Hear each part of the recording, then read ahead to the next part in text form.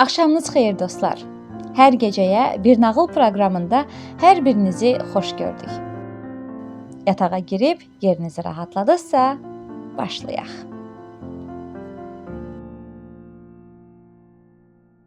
Bu axşamki nağılımız ingilislərin Çoban iti və Canavar adlı nağılıdır. Dağdakı qoyun sürülərinin birinə ac canavar dadanmışdı. Çoban əlindən gələni etsə də bu canavarın öhdəsindən gələ bilmirdi. Axırda əlacsız qalıb çoban iti saxlamaq qərarına gəldi. Həqiqətən də çoban iti canavara müqavimət göstərirdi, amma qoyunların sayı çox olduğundan canavar çoban itinin gözündən yayınıb gah bu yandan, gah o yandan sürüyə yaxınlaşaraq hər dəfə bir qoyun oğurlayırdı. Qurdun belə oyunları itin canını boğazına yığmışdı. Nə yata, nə də dincələ bilirdi.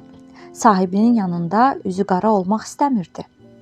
Nəhayət bir gün it tab gətirməyib canavarın yanına gedərək dedi: "Canavar qardaş, mən səni çox gözəl başa düşürəm. Qarnın acır və sənə yemək verən sahibin olmadığından özünə yemək tapmaq məcburiyyətindəsən. Ancaq bu sənə heç yaraşırmı? Qoca canavarsan, özündən balacalarla oynayırsan, onlara tələ qurursan, tələyə düşəni də qapıb qaçırsan. Halbuki sənin kimi güclü, qüvvətli bir heyvan özü kimi böyüklərlə mübarizədə gücünü sınamalıdır. Aslanla, pələnglə savaşmalıdır. Sən günahsız qoyunları və körpə quzuları yox, vəhşi öküzləri, zebirləri ovlamalısan." "Mənim əziz dostum," canavar sözə başladı.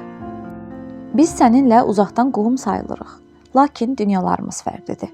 Sən özündən güclü birinin xidmətindəsən və dünyaya onun gözü ilə baxırsan. Mən isə sərbəst yaşayıram. Yaşamaq üçün qarşıma çıxan bütün fürsətlərdən istifadə edirəm. Ovumu tutanda ayrı-seçkilik salmıram. Hansı asan başa gəlirsə, onu da ovluyuram. Ancaq belə yaşaya bilirəm. Mənim dostum da, düşmənim də bəllidir. Qoyunlar onların düşməni olduğumu bilirlər. Amma gör sənin sahibin nə edir? Özünü onların dostu kimi qələmə verir. Onları qoruyur. Hətta sənin kimi ağılsız qohumlarımı da yanında işlədir. Ancaq səndən soruşuram, nə üçün?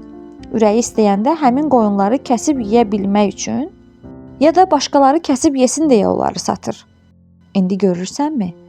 İndi hansımız daha vicdanlıyıq? Mən acanda gizlənmədən gedib qoyunlardan birini ovlayıb yeyirəm.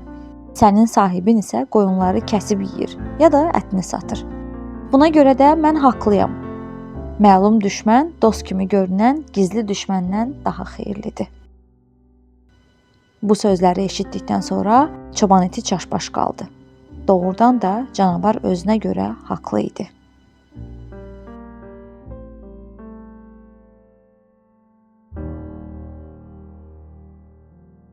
Beləliklə bu axşamki nağılımızın da sonuna gəldik dostlar.